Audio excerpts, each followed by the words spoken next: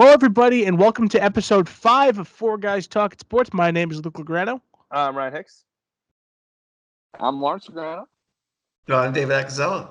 All right, and we actually have a special guest this week. We have our friend Justin Sorice coming on to talk some baseball, some hockey, and some football with us. But before we get to talk to Justin, we need to get down to some business. We have some picks to discuss. Yes, we are still doing our weekly predictions for the NFL. Our bet is still on.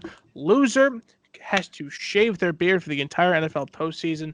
Let's get right into the standings. David is still on top with 13 points. Ryan is back up to second with 9 points. Lawrence is right behind him with 8 points, and I am in last with 3 points. Can you read everyone's record, too? Because we do it tiered, but it doesn't really show how well we're picking. That doesn't always reflect the record, correct? You're right. So David is 7-2. Ryan is 5-3. Lawrence is 4-5, and I am 1-8. Maybe it does reflect the record. Oh, boy. No naked mile for Luke. That's pretty good. I am not getting shut out. I am finally on the board. And hopefully I can get that going this week. So, David is our leader. Please start us off with your 1 point pick. Before I get into that, I've actually been growing out of it, just to see what it's like. Miss it more when it's gone. Yeah, totally. Maybe I will have to shave. I don't know. There's a lot of football left, but, I wouldn't complain about where I am right now. So my number 1 pick is going to be the New Orleans Saints getting a point. Unless that line changed. It was 1 point in Jacksonville. I looked at that line and I was like, I was verbally confused because I thought the Saints would be a favorite. Jacksonville isn't very good. The Saints are 4-1. They're 4-1, right? I mean, did I miss something? So nope. Yeah. Not So at them all. getting a point in Jacksonville maybe is a trap bet. I don't know, but I'm taking that as my 1. All right, Ryan, second place. Go ahead. 1 point pick. The only reason that they're this low is because the spread is as big as it is. But as long as they keep winning, I'm going to keep taking them. Barkley is out. Ingram is out. Shepard is out. It's a 17-point spread, and I just don't see Daniel Jones putting up that many points against the best defense in football. So my 1 point pick will be the New England Patriots. 17 points versus the Giants tomorrow night. I just don't see how, without their best player, they're going to be able to cover that spread. I'm tailing him. I've taken a big spread every week, and this is also my 1 point pick. 1,000% locking in for New England. He gave the reasons. Ingram officially out today too, and Shepard. Makes a lot of sense. They have Golden Tate. They don't have. They're on their third string running back. Rookie quarterback is Bill Belichick. They're not coming close. All right. So I didn't really love the games this week, so I'm just kind of taking them as I go and praying them right. Maybe this is why you're picking 1-7, Mister. 1-8, actually. Yeah, sorry. All right. My 1 point pick is actually going to be the Sunday night game. I'm taking the Los Angeles Chargers -7 against the Steelers. I think this is actually going to be my survival pick of the week, and I figured why not just make it my 1 point pick. The Steelers are okay, and the Chargers are getting a little bit back into their routine of things. They have the possibility to be one of the better teams in the AFC. I see Ryan shaking his head.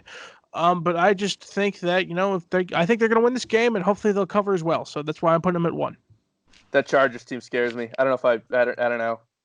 They just can't figure out if they want to be good at football or bad at football. And I believe they just lost their starting center too, which doesn't bode well for Philip Rivers. Right. I'll take him against Mason Rudolph. It's fine. Fair.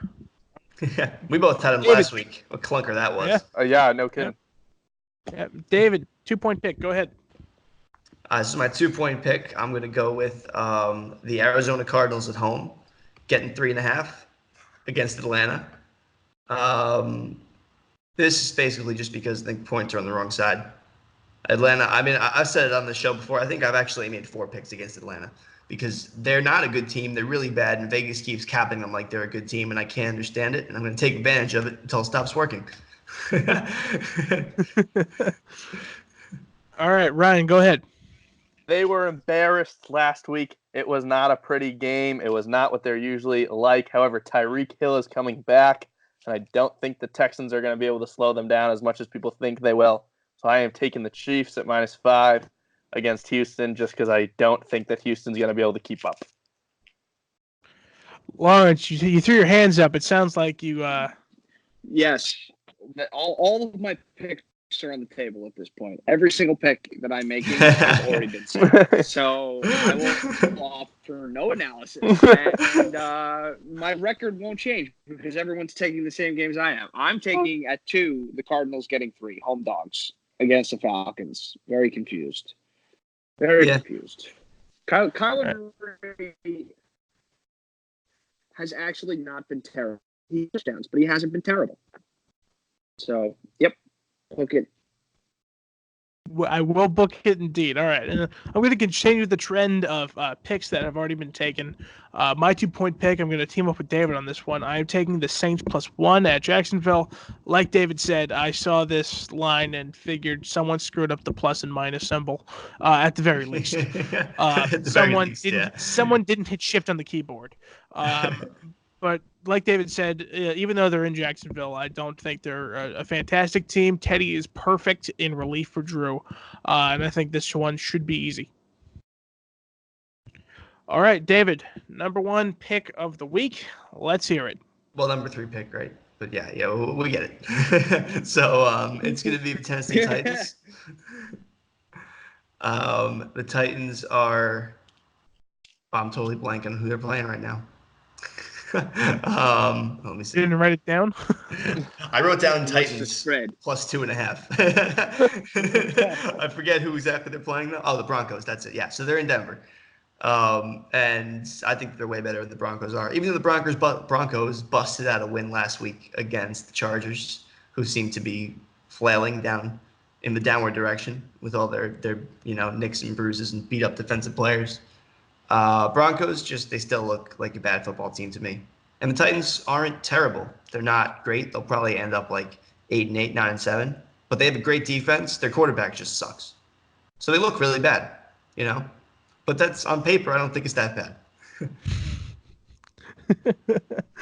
Well, David says it comes into action, so we'll see how the Titans play. Yeah, Ryan, go ahead. 3-point pick. My pick has already been said. Luke and David, you both took it. I cannot understand how the Saints are an underdog. This team is good. It's a very good football team. And Drew Brees bring out and they haven't missed a beat. They're every power ranking I see, they're a top 5 team in the power rankings. I can't grasp why this team is an underdog. I'm jumping all over this Saints game. I think it's a huge mistake. If they lose this game, I'll be stunned. When I saw it, I could not believe that they were an underdog against Jacksonville, a team that half the players don't even want to be there. I couldn't believe it. I'm all over this Saints underdog. Vegas loves their Minshew mania, baby. Clearly, because that's my number 3 pick too. I mean, it was the first thing when I looked at the lines on Monday that I said to myself, what is going on? And they have to know something that we don't, clearly, because we're all suckers right now. Every single one of us, we're just giving Vegas money. This is why it's my 1 and not my 3. I don't know. Yeah, I hear you, but man, it just confused the living. It really confused me, man. It's nonsensical. Confused me. It could totally be a trap bet too, but who did Jacksonville play last week too?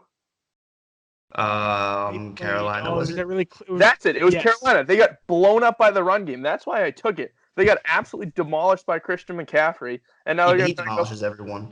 Okay, but they certainly didn't look good. Now you have Bridgewater who can run the football and Kamara who's a beast. I couldn't. When I saw this line, I couldn't believe it. I don't understand how the team's an underdog. Ryan's sleeping on Lat Murray over here. This guy. All right. Well, I got to go with some ingenuity for my final pick. It worked for me last week, so I'm doing it again. I'm taking the Monday night game. I've taken the Packers, who are, let me see if I'm correct. I believe they're -4.5. It's true. The Packers at -4.5 against the Lions. It's in Lambeau. It's Aaron Rodgers. It's the Detroit Lions. I feel like I don't need to say too much about this. I know the Green Bay Packers have had their really good flashes of being an awesome football team, and then their moments of not being the best football team on the field. But I think it's against the Detroit Lions, who have just been walking mediocrity in the NFL for the last number of years. So in Lambeau, I think this one is a good game for Green Bay, and I think I'm going to move up to 6, if I may be so bold. think Luke just doesn't want to be 0-3 by the end of Sunday. He'll be like, all right. I lost 2, but then I still got a shot tomorrow, right? Before we end the pick'em segment. Yes, switch him. Before we end the pick'em segment, I can't not bring this up. Last week, Luke and I picked against each other on the Thursday night game. So we immediately end the podcast and quickly run to the TVs, and I'm sitting in bed and I'm watching the game, and the Rams are marching down the field. It's 30-29, so the Rams have already covered. It doesn't matter what happens. We know Luke lost. And I text Luke when the Rams get the ball, and I go, how great would it be if this Rams team drives down the field, Greg the Leg goes out there and shanks his kick. So not only do the Rams lose, they lose by 1 point on a missed field goal, and I still cover. And now I'm sitting there like, now I'm just being cocky. Like, I'm giving Luke a hard time because he's absolutely awful at betting, and it's clear by his 1-8 record. So I'm thinking to myself, I played off. Hold on, Luke. Hold on, I'm not done. So then I'm sitting there watching the TV, and here goes Greg the Leg running out there as confident as can be. And now I have Greg the Leg on my fantasy team, both of them. I need him to kick this field goal. It helps me. And Greg the Leg hits it, and it's going right, and it's going right. And I send the biggest suck it text to Luke because the Rams lost by 1 point and they still covered. You fool! What Ryan's saying is he had his moment last week, and now he needs to have his moment again this week. No, I wanted everyone to share the moment of when the Rams lost by 1 and still covered. I had 2 big gripes with this game. At the end of it, of course. Obviously, I didn't have a gripe with it going in. I had 2 big gripes at the end of it. First off, I win this game if Jason Myers, Mr. Automatic, as Jets fans called him, the Pro Bowler from last year, doesn't miss that field goal. Second of all, I had known my fate was decided anyway. The Seahawks were not in field goal range, and that last little 2-minute warning mark, they weren't going to score. It was not going to happen, but they were at 3rd and 2. 3rd and 2 is very doable to, get a big play and maybe tack on a field goal for everyone. Russell Wilson gets to the line of scrimmage and shovel passes it back 8 yards. And the guy, I think it was Tyler Lockett, gets tackled. And now the Seahawks are 4th and 10. So my fate was cemented by a lateral pass where the guy was just eaten up in about 3 seconds. What a terrible, terrible way to end my night last Thursday. Oh, I disagree. It was great. Slept like a baby. Best night's sleep I got all weekend, probably. Knowing that the Rams lost by 1 and still covered. Unreal. Absolutely incredible. I'm happy. I'm happy this show is just becoming watching me suffer. And we eat that up as much as Start winning, Luke. Things will change. I love All right. Now that we're done laughing at my expense, we have our picks locked in. We'll be watching this weekend. But right now, let's send it on over to our interview with Justin Sorice. All right, Justin. Well, thank you so much for joining us. We're so happy you're here. Let's get right into the news. Justin, we'll start with you. We'll start with one of your teams, the New York Yankees, because we're starting with some baseball. Boys, we've been gifted the sport of baseball this month. We've had, except for the Yankees sweeping the Twins, we've had every single series go the distance. We've had the Cardinals overcoming the Braves. We've had the winners of the Dodgers and the Nationals being decided later tonight. And the last game between the Astros and the Rays is going to happen tomorrow. Justin, you could start us off here since you're our guest. Which series surprised you the most so far in this little divisional series matchup? That's a great question. I mean, I'm not going to say the Yankees are the most surprising. I do think it was really surprising they were able to pull off a sweep in the fashion that they did. And aside from that, I really have to give it up for the Rays. I mean, it has to be that. Everybody has been talking about the Astros' historic rotation for it feels like the entire season. Then they go ahead and add Zach Greinke at the trade deadline. I mean, I cannot find me someone who took the Rays to take this series even 5 games. I wonder if anybody here did, because I certainly didn't. And to push it as far as they have has been pretty impressive. David, are you surprised by any one series in particular? I would say definitely the Rays. Astros most surprising. I wrote that down as a sweep, especially after the Astros went up 2-0. I mean, going into Tampa, I was like, Tampa's not even going to win 1 at home. They got Greinke on for game 3. I am surprised that they pulled Verlander early, though. I think, which is why they got rocked yesterday, because he was on short rest, and now they got Cole again on short rest when you could have just thrown like Wade Miley bullpen game at game 4 and now have your fully rested Verlander for game 5. So that, I mean, they kind of might have shot themselves in the foot there, but they'll still take game 5, no problem, I think. I'm going to wait until the divisional series is over because I want to say the Rays right off the bat, but if they end up winning, my answer is going to be the Nationals. Because the whole thing with Washington sports is that they don't make it past the first round. We know that happens in hockey. It happens in baseball all the time. Basketball with the Wizards, they don't make it out of the first round. But they're really giving the Dodgers, who I thought were going to win the World Series, a real nice run for their money. So if they can overcome the Dodgers and win the series, I'll definitely give it to the Nationals. But I don't think going 5 for this Nationals team is really that big of a surprise. They do have a great roster. They just have an awful bullpen. But other than that, it's either the Nationals with a W or the Rays for me. Making my World Series pick look good, huh? Yeah, and I was just gonna add, like, find someone who was picking the Nationals after the whole Bryce Harper saga, right after they left. I mean, so I don't think that's a bad pick at all, Luke. Justin, That my would World be a Series huge pick. slap. So my World Series pick on this show was Nationals versus Yankees, and I got laughed at. Yeah, no one's gonna be laughing if tonight goes your way. I know, no, yeah, and if it doesn't, then it's gonna be a disaster anyway. But So, Luke, that was actually going to be my pick too, believe it or not. But when you guys said Rays Astros, I was like, oh man, you're totally right. The Nationals was the first thing that I thought of, but when you brought up all the teams, I was like, I wanted to bet the Astros the past 2 games. Of course, I thought they were going to win.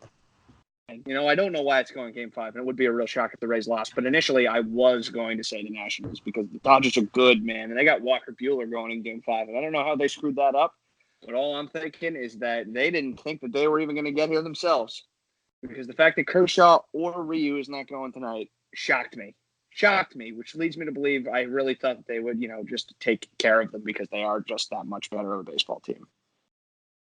I think they believe Buehler's their best pitcher because he threw game 1 when they had a month to set up rest. They had a month to set up their rotation. They chose Buehler to throw game 1. Maybe they thought they'd win in 3 so they could get the next series set up. But Ryu got smashed, and Kershaw's always been the playoff adventure. Yeah, choke job, but he is Clayton Kershaw at the end of the day, and he had a really good regular season. I understand Ryu a little bit because he fell off late, He was a Cy Young candidate at the All-Star break, and then he kind of started having some botchy starts. But I think it's Buehler's playoff numbers from last season that made them do this, because his were just a little better than the other guys. Interesting though. I know, like, I'm just shocked that the Nats are here, right? I wrote them off in the wild card game, like Luke said, because they're the Nationals and they don't win playoff series. However, like Justin said, it would be hysterical to just laugh in Bryce Harper's face, sitting at home with the Philadelphia Phillies, man. This guy's, he probably thinks he's the greatest baseball player on the planet, and they don't win a goddamn playoff series once when he's on the team. In organization history, they've never won a playoff series. Here they are, delivering the most exciting moment in Nationals history already. This is without Bryce Harper. Now they can take pretty crazy.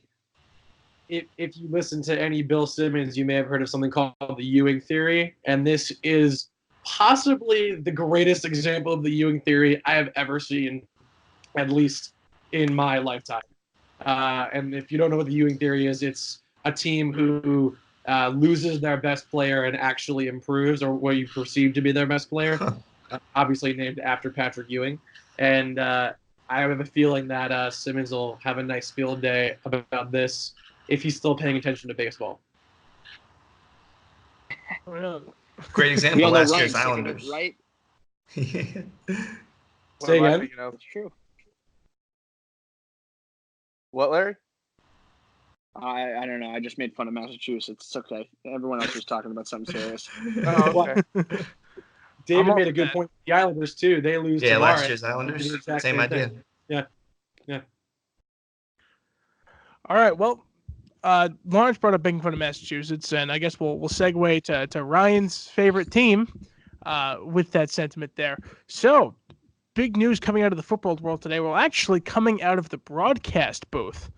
Former New England Patriot and future Hall of Famer Rob Gronkowski will now be joining the Fox Sports team as an analyst. Gronk's first gig is expected to be this Thursday's pre-show, just in time to see the Pats battle the Giants, and Gronk is expected to move to Sundays in the coming weeks.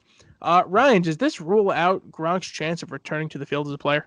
No, it's a brilliant way for him to disguise and scout a whole bunch of other teams. He's going to work for 10 weeks, come back week 15, win a Super Bowl with us, on to the next one. It's brilliant. It's classic Bill Belichick. We'll see him playing the Jets at the end of the season. It's great. It's brilliant. This is delusion, right? Like, this is delusion? No, it's genius. Wait.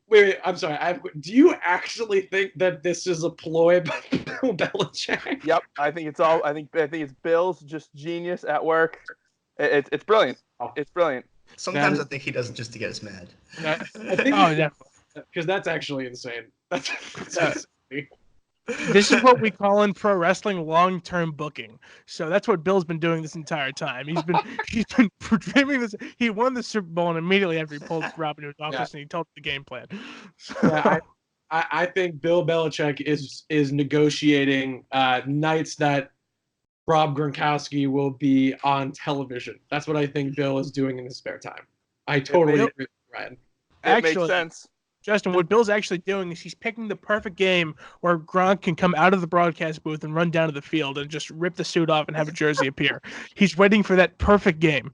Yeah, I'm pretty sure Rob Gronkowski doesn't need a television gig to have the tools to scout another team. I'm pretty sure he has plenty of other opportunities to do that, but that's just my opinion. In all seriousness, I don't personally think that Gronk was actually ever coming back. If you saw how much weight he cut after last season, he was nowhere near playing shape and still is not anywhere near a weight that he could be a respectable tight end at. He would have to put on some serious weight for him to get back to where he was at. I think it's just his way of growing his brand and trying to get some TV time, and it was the quickest and fastest way that he could make money and put himself on TV to show what he could actually do. I never really thought Gronk was going to come back after I saw pictures of him 8 or 10 weeks out of the Super Bowl. So I think it's not surprising. All right. I'm happy that you actually have a reasonable take on this, but I'm mad that you made us waste so much time thinking. That's all I'll say. I mean, I just don't see how anyone could see pictures of him, how he looks right now, and think that he could actually come back compared to what his playing weight was and how much impact a tight end has to take and how much of a beating that what he did as a phenomenal blocker for that run system, that there is no way even remotely close at the weight he's at right now he could go out there and play football. He was already injury prone. I mean, right. The kind of guy who, yeah, exactly. You hit the nail on the head. He was an already injury prone guy and he had to be that bulky. And you hear someone like Edelman talk about it a lot when he talks about how Brady and Guerrero work out, where he's like, I have to lift weights because I have to have that bulk on me because I take so many of those hits down the middle of the field that I can't be frail. I have to have some meat on my bones. And Gronk's the same exact thing. He would have been twice as injury prone if he didn't have 30 pounds on him that he had when he was playing. So just like you said, Justin, he was already injury prone. There's no way you could throw him out there at whatever weight he's at right now and expect him to block or catch big balls downfield and take those hits. I just don't think it's realistic. Very good point. All right, so we talked about Ryan's team. Let's talk about our team now, talking about us as in me, Lawrence, and Justin. Sam Darnold is back. Yes, he's gotten over his little bug, as we'll call it. He's going to play Week 6 against Dallas. Boys, could this be the first Jets win of the season? No. Yeah, Luke, No. You said let's talk about the Jets. My first thought was, do we have to? Not a bad thought. It's true, though. I will say, honestly. Go ahead, Pats fan. Yeah, go ahead. Lead the Jets talk. Go ahead. Talk it down the direction. I'm interested to hear what you have to say. Come on. I was just going to say, before a real take was taken, I turned the score on last week, halfway through the third quarter, because, I have my dollar bet with Luke, so I want to make sure the Jets are losing every week. And I saw the score and just kind of, closed my laptop and was like, I'm not even going to text anyone because that's just not – I don't even want to poke that bear. But hey, Luke Falk, man. It's Luke almost Falk. like a third string quarterback's playing. It's crazy. Right. Or the Now entire. that Darnold's back, though, you can win games. We can, not this one though. No, probably this not this one. one. No, I don't think they'll be winning this one. First game back, everyone's still getting under their legs. Listen, week 10 when they play the Bengals, whenever that is, fine. You can definitely win that one, especially if Darnold's healthy. They play the Dolphins twice. You can win those. They're not beating the Cowboys the first week. Darnold's back. Whole team's still banged up. Mosley being out is, honest to God, the worst part about this whole thing. It's the worst part about this whole thing. I mean, our defense looks so good in the first 2.5 quarters where that guy played. It's really astonishing. And then we've looked like the worst football team I've ever watched in my entire life. I will actually be there this Sunday. I don't know who I pissed off to Yeah. to do this to myself, paid you? but I will be there. I heard, Justin, you got entered into a contest and you lost. I mean, going off of what Lawrence said, I mean, the Jets have had basically the opposite schedule of the Patriots to this point. I mean, the Bills in week 1, they almost won that game. If CJ Mosley doesn't get hurt, They probably should have. Then they get embarrassed by the Browns with half their roster gone, and then they stay in the game with the Patriots, and then the Eagles embarrass them again, right? So, but if you look at the rest of the schedule, I mean, they're playing. They have the Dolphins, the Giants, the Redskins, the Raiders, the Bengals, the Dolphins again. Like, they're winnable games. Not saying that I even necessarily want the Jets to be winning those games, but it's not inconceivable that they could win with Darnold back. Can I ask? I meant to have a connection. Can I ask how a pick six on our backup quarterback on his third career throw and a muffed punt would count as the Jets being in the game? We covered 2 scores. We covered. It did cover the spread. The game was just unwatchable, man. I mean, the score doesn't tell the story of that one. I think it is so disrespectful to say hate that the the fact Jets that were in that game. The Jets were I a muffed punt and a pick six for your 14 points. How on earth could you say the Jets were in that game? At no point were the Jets coming close to having that competitive game. That's embarrassing. I hate the fact that I'm agreeing with him. I hate it. I hate the fact that I'm agreeing with him. But he's right, dude. He's so right. The point of what I said was that I think most people thought the Jets would get completely blown out, and that didn't happen. That was the point that I was trying to make. Gunner caught the football, and we not put Jared Stidham out there. All right, well, that stuff didn't happen, Ryan. We covered. So I'm sorry that your pride is so hurt that you can't be happy with a 16-point win, but I don't really care. I'm just saying, you were in the game for 30 seconds with our practice squad, but other than that, you weren't in the game. I need to make that a drop. Ryan, I'm sorry your pride is hurt. Tom Brady gone like 2 straight games without a touchdown. Ryan's just really upset right now for no reason. Really upset that I get to watch the best defense in football every week. Yeah, I am just heartbroken. You clearly seem upset about a 16-point win over the Jets. I think you should. I'm not upset. I'm upset at the fact that someone I consider a friend would consider a muffed punt and a pick six on a backup quarterback as their team in the game. That defies all football logic. That is. I retracted that statement. I'm done. I retracted that statement. No, don't get wrong. So you guys at least excited that Darnold's back, though? Are we excited? Yeah, of course we're excited. Okay, all right. Just making sure. I don't have to watch Luke Falk anymore. Still worries me. True. And Lev Bell now will not be counted on to make 70%. So pretty happy about that. Chris Herndon back too. No, Chris Herndon got hurt, David. Oh, really? Yep. No. Yep. I didn't know that. Week. We've been down Henry Anderson, the shittiest hand this year. Yeah, I don't know. It's almost like watching the Mets. That's a good question. Yes. Terrible. And you could be dealt in a long time. I mean, you lose the middle linebacker and lose that game 1 in heartbreaking fashion, and then mono of all things. Takes out Sam Darnold. The whole team gets hurt. Starting receiver, linebacker suspended, tight end suspended. The offensive line, unbelievable on paper. They didn't play together until August 25th. And they suck. Right. You know, like it's just number 3 overall draft pick is not playing to everyone's expectations. Leonard Williams still hasn't shown up. Oh, well, There's a lot wrong. Your number 3 pick has played a total of, what, 40 minutes? Right. Yeah, because he got hurt So too. I mean, how can you judge that? It's a All I'm nightmare. saying. This would have never happened. This would have never happened. Bose is going and winning NFC Defensive Player of the Week already, right? And our guy can't stay on the field and doesn't sack people. So this would have never happened if Anthony Barr just kept his word. I don't know about doubtful. that. Very doubtful. There's no hockey we want to discuss, right? Incorrect. Okay, what do you got? What do I got? The season just started, man. We got a first full week of NHL hockey. It started Wednesday night rivalry night. The season really just opened, but now it's getting going. Big takeaway, Lawrence. What's my big takeaway? The Rangers have looked fantastic in 2 games. And in 2 games, they've looked absolutely stellar. They're averaging the most. Yeah, I mean, they played the Senators, but they also played the Jets, who might not have a real starting defense, but that's beyond the point. We have the highest amount of goals per game in the NHL. Humble brag. It's just it's 2 games in, so I'm going to get it off my chest. And I think we made a really great trade by trading Vlad Domestikov to the Senators right after they saw him suck a lot in their own building. You think that was a great trade?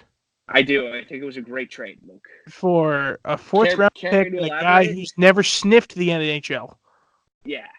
Fantastic trade. Absolutely no mystery about why they did it. Makes complete sense in every stretch of the fashion. They could have retained more salary, and I would have been happy with it. Everything's too clogged in the top 9. Everything's too clogged. I'm now going to rename. I'm going to name the quadrants of 4 guys: Luke Spot, David Spot, Ryan Spot, and the Nick Ebert fan club for Lawrence. It is so irrelevant who Nick Ebert is in this trade. It's not even funny. It's so irrelevant. You just gave away a player. You want to give away players, Lawrence? Yes, for cap space and to make room for other players that are going to be better than him. He's a fourth liner making $4 million. Oh, he was making that much money? Yeah, no, I like it then. 2 first-round picks. Yeah, he's making $4 million. He's a 4th liner. He got demoted in the Senators. He's not a Brandon 4th Lemieux liner. He was playing 3rd line. He was playing the 4th line. Brandon Lemieux is on the 2nd power play. He got promoted.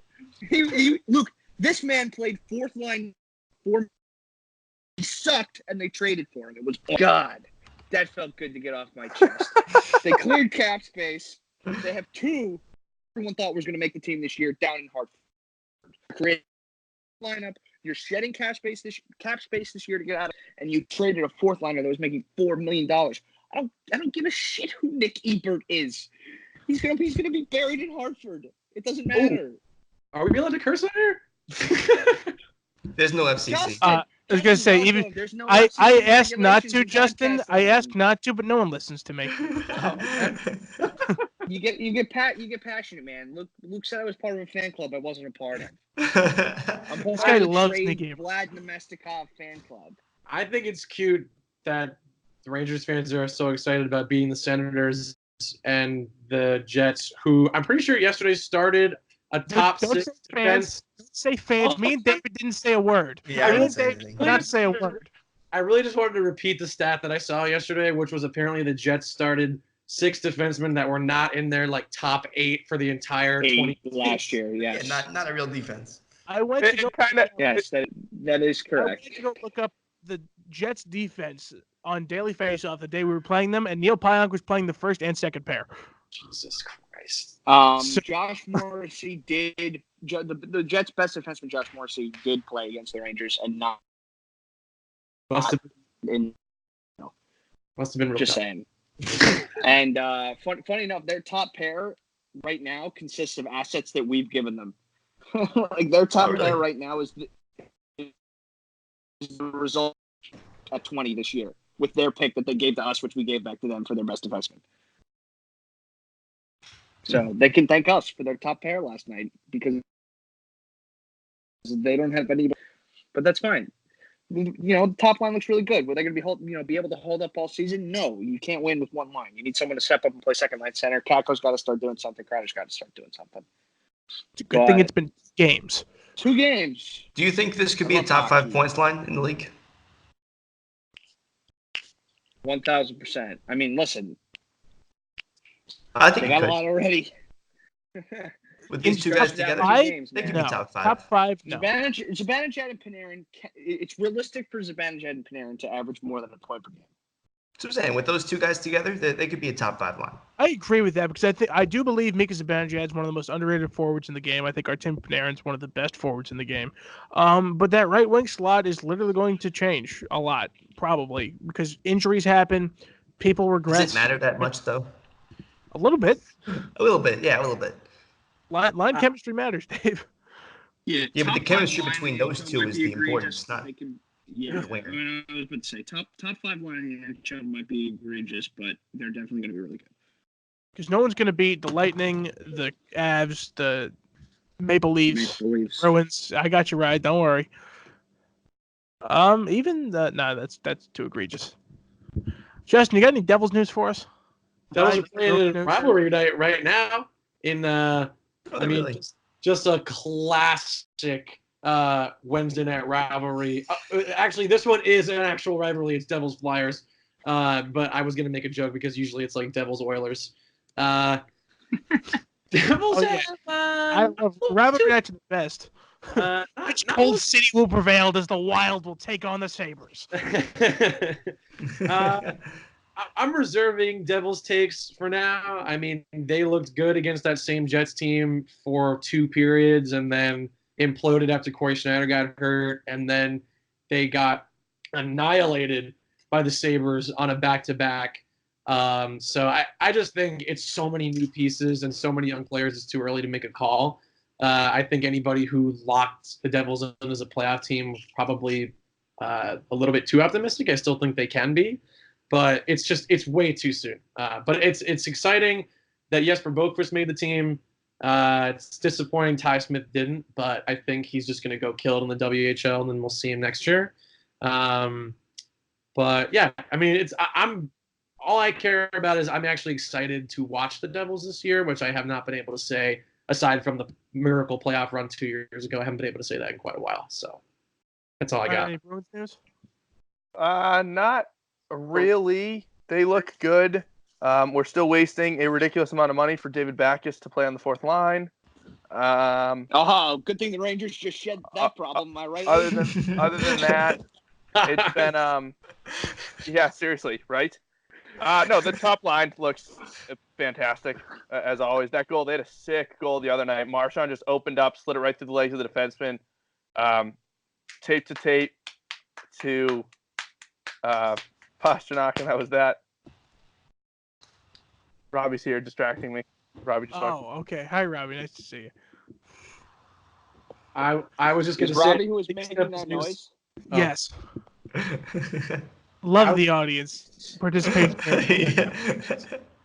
All right. I was just going to say, biggest Devil news of the week was the one-handed Blake Coleman goal, which I would assume everybody here has seen because it was incredible. And that could be goal of the year.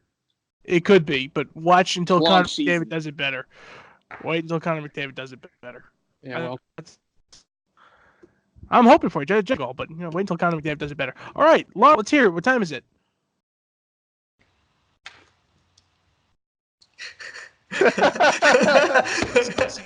What happened? He's going to make his way for it? Was he talking to me? Yeah. Okay, your audio was so jumbled on my end. Everyone got silent and just stared at me. Oh God, I hope you didn't say something because I definitely did hear it. Everyone started laughing. I was like, okay, just gotta complete. That's it. Couldn't hear you, Luke. Sorry. Can you repeat that? What time is it? I'm using Skype on my phone. My computer's dead. It's a ridiculous question. What do we go to you for every week? Mailbag. Oh my God! Yeah, welcome to Mailbag, the one part of the show every week where Lawrence misses his cue. Mailbag. Don't edit that out. Oh no! I wouldn't dare edit that. Hold on. Did you see how mad he was? Why are you asking me? I'm on my laptop said I'm on my phone. I What a can't. ridiculous question of me to ask to clearly- you, Lawrence. There's clearly a connection problem because I can't see him either. I'll take a screenshot right now and confirm that. But I can't see him. I had a problem hearing him. There's clearly technical difficulties tonight in Four Guns Talking Clearly Sports. I my fault. apologize. That Yeah, Lawrence the audio on my end has been pretty bad too, actually. Yeah, I I don't know have if it's universal. All right, let's just we'll broadcast our problem. Yeah, to the do world. right. No Yeah, big yeah. deal. Yeah, I hear you. All right, can I go to the mailbag? Yeah. Mailbag. All right. So first question is actually for Lawrence. Lawrence, Mary Legrand wants to know, how do you carry that big head on that tiny stick body every week? Oh, it's tough, man. It's not the question I thought I was going to get from Mary Angie's Legrand, got to carry around that mailbag. He's late for the mailbag. right here. Yeah.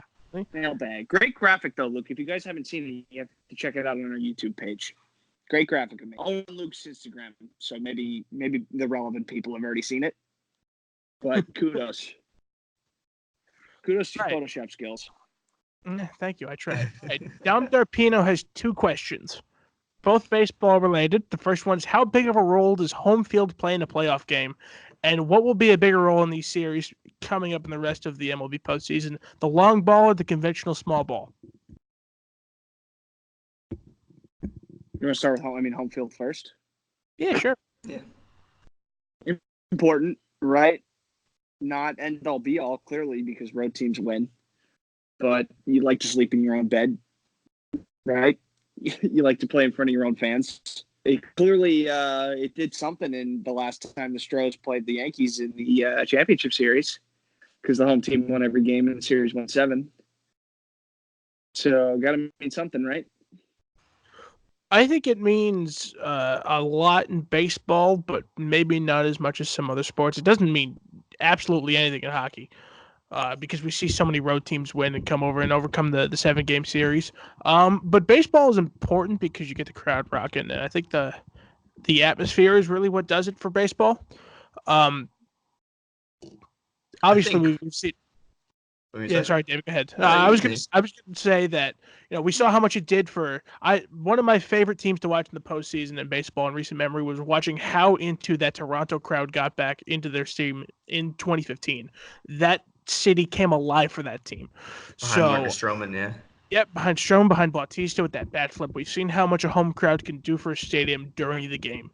But we also see in baseball how well some teams do on the road. So I think it's all contextual when it comes to baseball and home field advantage. I think it really depends on who you're playing and what you've put together already in the regular series. I think it depends on the team. When you play in a little league field like Yankee Stadium, you probably want to be at home as much as possible because a toddler could hit a home run there. But I think it's team to team dependent. I don't necessarily think it means a whole lot, especially with a game like baseball where momentum doesn't quickly shift like it can in hockey. Like you can feel the crowd into a hockey game, you can feel a football stadium into a play. Baseball doesn't have that momentum shift with the crowd as much as the other sports do. I will say, besides the ridiculous comment from my friend Ryan here, because I you know what, I forgot that when the Yankees play a home game that the other team bats in a different stadium. I forgot that happened. But anyway, in this year's playoffs, I think it actually is relevant, especially if the Astros win, because the Yankees and the Astros were two of the best teams at home this year. The Astros had the best home record in baseball, and the Yankees are the third best. Only team better was the Dodgers. So, and like Lawrence said, we did see in 2017 it mattered. I always go back and forth on it, but as a Yankees fan, I am terrified of going back to Houston for a Game 7. So take that with what you will, for what you will. I was going to say, back on the different sports point, I would say football is definitely the most important, just because, I mean, it's only one game, obviously, and such an emotional game. I would put basketball above baseball, and I think you're right with hockey being last, because it's the only advantage you get is you get to put your stick down first, right? Or the road team puts your stick down first. I think that's what it is in hockey. See, so, it's not a big deal. I completely disagree. I completely disagree. And I think that when you talk about something like fighting and you hear about people who have fought, why they think that fighting should stay in the NHL, it's because fighting is an event that when the crowd is dull and your team is dull and you're the home team, if you win a fight, all of a sudden you have everyone on the stands on their feet, they get into it, they start cheering, you send your top line out because they just got a break, They go out there, and then all of a sudden you score, and now the place is rocking. And I think that, like, going back to my first point, hockey is a game that flows back and forth, and you can feel it. You know when your team just got pummeled for 3 or 4 minutes, and when you're in the stands and your team 7 or 8 shots in the last 3 minutes, and the other team hasn't had a chance to change, in the crowd you feel that, and you can start to feel people get loud and restless. And I think that sports like that have that constant flow or those big plays are going to feel more momentum. Do you think it impacts game planning in any way, though? You implementing the plan or communication? No, but I don't think that has. I don't think that home field advantage has to do with you game planning around where you're playing. No, it doesn't. But I'm saying in football and basketball, you wouldn't be able to communicate the way you normally would at home. In hockey and baseball, that's not affected by where you are. The stadium can get pretty loud. Right, but do you need to communicate that way in the sport of hockey? Because I haven't played, so I honestly don't know. Yeah. Is it are you talk talking while you're skating? Oh, absolutely, all the time. Okay. If you ever see guys mic'd up, it's a whole bunch of behind you over here. They're talking all the time. Actually, I'll send you a clip of Joe Thornton at practice, and it's crazy how much he talks. I'll send it to you at the end of this.